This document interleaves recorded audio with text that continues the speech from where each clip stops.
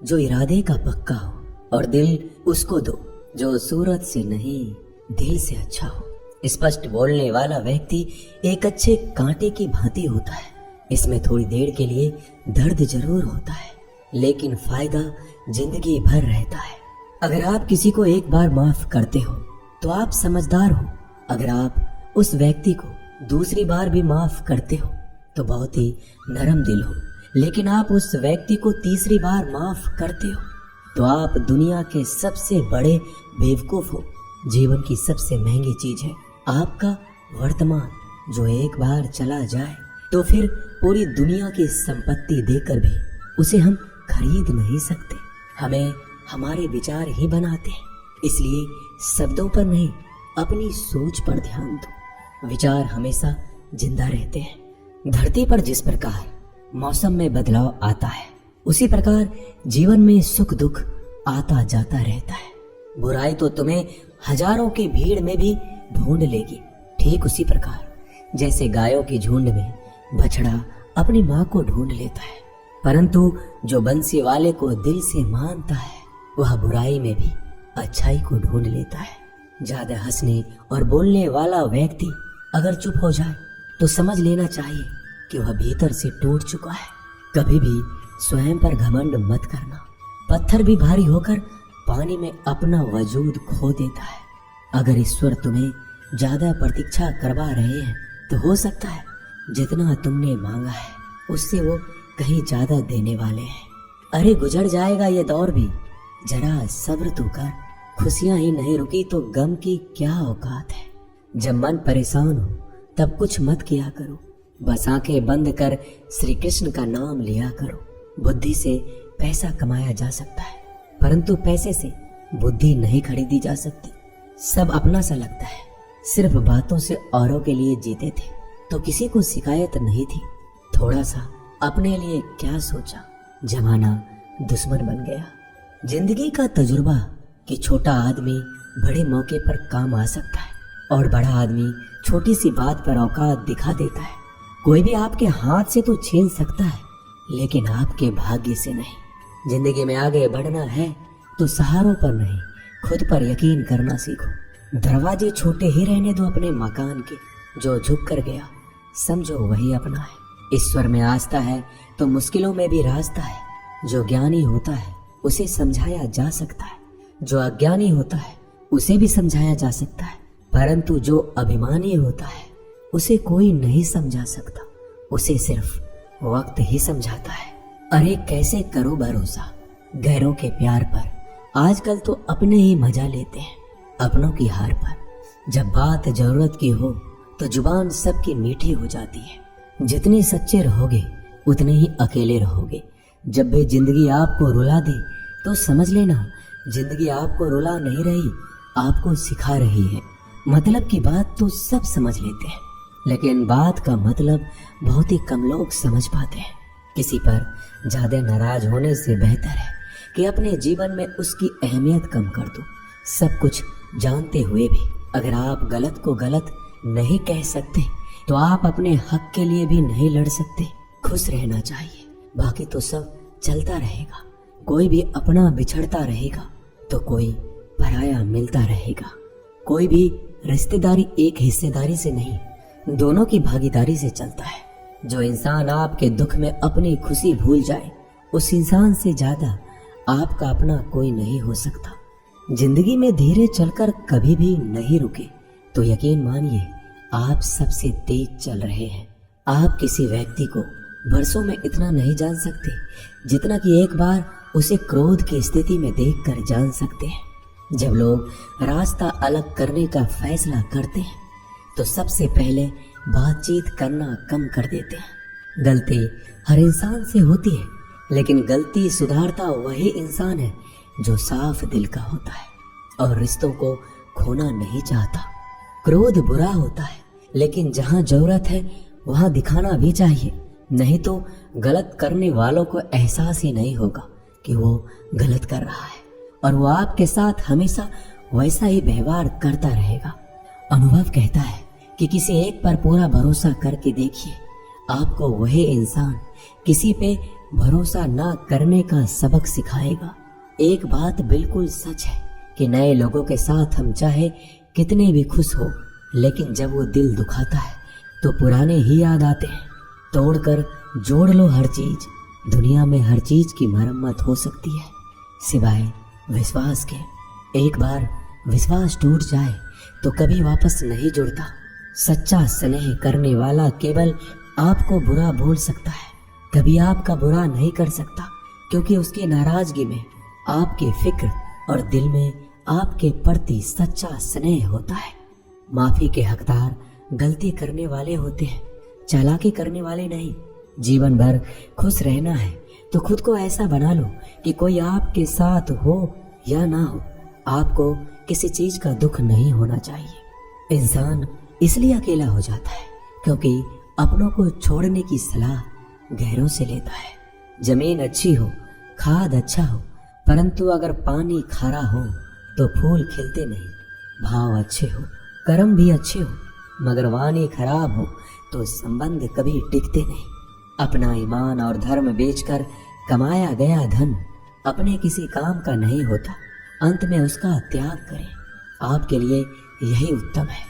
रात जितनी काली होती है, तारे उतने ही चमकीले होते हैं। दुख जितना गहरा होता है, ईश्वर उतना ही करीब होता है।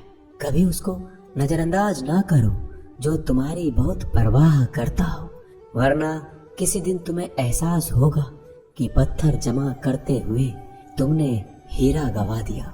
जितना आप जिंदगी में व्यस्त रहोगे उतना ही देखना मस्त रहोगे। बात कड़वी है मगर सत्य है।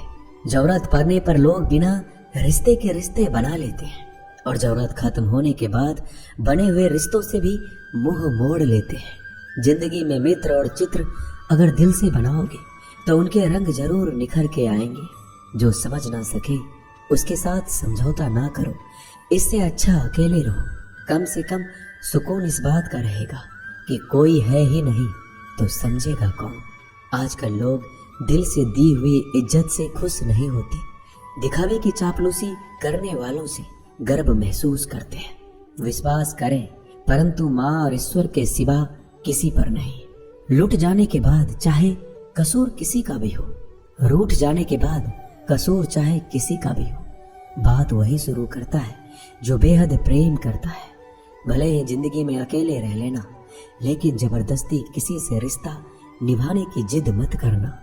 अगर आसमान वाले के साथ आपका रिश्ता अच्छा है तो जमीन वाले आपका कुछ नहीं बिगाड़ सकते। सांपों के दांत में, बिच्छू के डंक में और इंसान के मन में कितना जहर भरा है कोई नहीं बता सकता। इनसे हमेशा सावधान रहें। सत्य को सिद्ध करने के लिए किसी भी जिद करने की जरूरत नहीं, क्योंकि सत्य खुद सही समय पर स्वयं सिद्ध हो जाता है। जिंदगी में दो चीजों का कभी घमंड मत करना, पैसा और सूरत। गरीबी आते देर नहीं लगती और चेहरा किसी हादसे में बदलते जरा भी वक्त नहीं लगता। प्रेम से भरी हुई आंखें और श्रद्धा से झुका हुआ सर, सहयोग करते हुए हाथ, सन्मार्ग पर चलते हुए पैर और सत्य से जुड़ी हुई जीभ ईश्वर की पसंदीदा चीजें हैं। अगर आप सही हो तो गुस्सा होने की आपको जरूरत ही नहीं है, पर अगर आप गलत हो तो आपको गुस्सा होने का हक ही नहीं है। धोखे में जीने से अच्छा है अकेले जियो, सुकून से जियो, अपने आप पर भरोसा रखो। तुम्हारा किस्सा एक दिन जरूर कहानी बनेगा। मजाक और पैसा सोच समझकर उड़ाना चाहिए। संघर्ष ही जीवन है, इससे डरना नहीं, लड़ना सीखो। एक बार नींद टूटेगी तो चलेगा, लेकिन कभी अपने सपने मत टूटने देना। आप कितने भी बड़े बन जाएंगे, यदि आपके अंदर इंसानियत नहीं है तो सब बेकार है। जो करना है खुद करना। वक्त के भरोसे बैठने से भी धोखा मिल सकता है। जिंदगी का एक उसूल बनाओ कि तुम्हारी इज्जत जो नहीं करता उसके पास कभी नहीं जाना, क्योंकि जीवन में क्या होगा, या तो कुछ अच्छा होगा या बड़ा होगा। जो भी होगा हमारे कर्मों का ही फल होगा। जिस प्रकार दिया तेल के बिना नहीं जल सकता, इसी प्रकार मनुष्य भगवान की कृपा दृष्टि के बिना जीवन में सफल नहीं हो सकता। जीवन में कोई भी काम करने से पहले एक बार भगवान का स्मरण करना जरूरी है कि मैं जो करने जा रहा हूँ वो भगवान को स्वीकार होगा या नहीं। ऐसा करने से आप जीवन में कोई गलत काम नहीं करेंगे। किसी का भला नहीं कर सकते तो बुरा भी मत करो।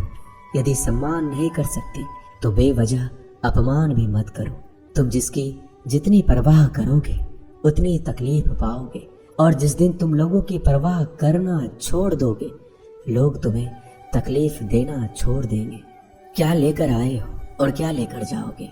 यह जीवन 2 दिन का मेला है। एक दिन सब यहीं छोड़कर जाओगे। समझदार व्यक्ति कभी बदले की भावना नहीं रखता, क्योंकि वह जानता है भगवान सही कर्म और सही समय आने पर सबका हिसाब करते हैं। जबरदस्ती मत मांगना जिंदगी में किसी का साथ। कोई खुद चलकर आए उसमें खुशी कुछ और ही होती है।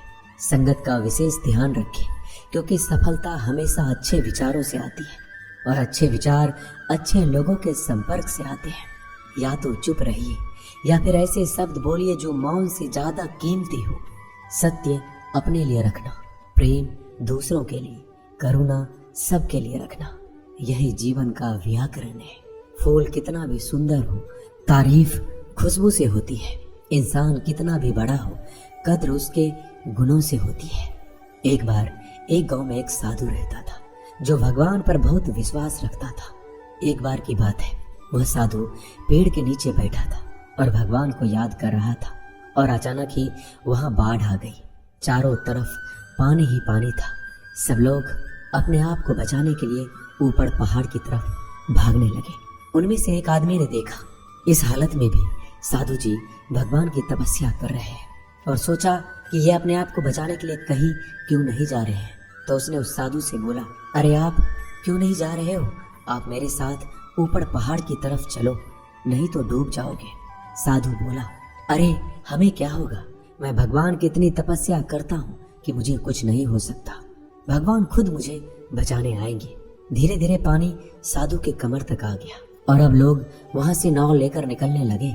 उनमें से एक ने साधु से कहा, अरे पानी आपके कमर तक आ गया है, आप हमारे साथ चलिए। साधु ने कहा, नहीं नहीं, भगवान मुझे खुद बचाने आएंगे। और वो नाव वाला भी वहां से निकल गया। कुछ देर बाद पानी इतना बढ़ गया कि साधु के सर तक पहुंच गया। अब लोगों को बचाने के लिए हेलीकॉप्टर से निकालने लगे। एक हेलीकॉप्टर साधु के पास आया, जो कि आखिरी हेलीकॉप्टर था। साधु के पास नीचे रस्सी फेंकी और बोला, इसे पकड़ो और ऊपर आ जाओ, नहीं तो आप डूब जाओगे। यह आखिरी हेलीकॉप्टर है और आपके पास में कोई दूसरा रास्ता नहीं है बचने के लिए। साधु ने कहा, ये रस्सी आप वापस खींच लो और चले जाओ। मुझे भगवान के ऊपर भरोसा है, वो मुझे बचाने जरूर आएंगे। पानी काफी ऊपर आ गया और पैर भी डूब गया, और साधु की भी डूबने से मौत हो गई। मरने के बाद साधु भगवान के पास गया और बोला कि हे भगवान, मैंने आपकी पूरी जिंदगी तपस्या की, पूरा जीवन आपकी आराधना करने में लगा दिया, फिर भी इतने भरोसे के साथ इंतजार किया कि आप मुझे बचाने आओगे, लेकिन वहां मेरी डूबकर मौत हो गई और आप नहीं आए। ऐसा क्यों? भगवान बोले, मूर्ख इंसान, एक बार नहीं 3 बार आया था मैं। तीनों बार मैं ही तो था। पहला पैदल, दूसरा नाव के द्वारा, और तीसरा हेलीकॉप्टर के द्वारा। लेकिन तुमने मेरा एक भी अवसर पहचान नहीं पाया।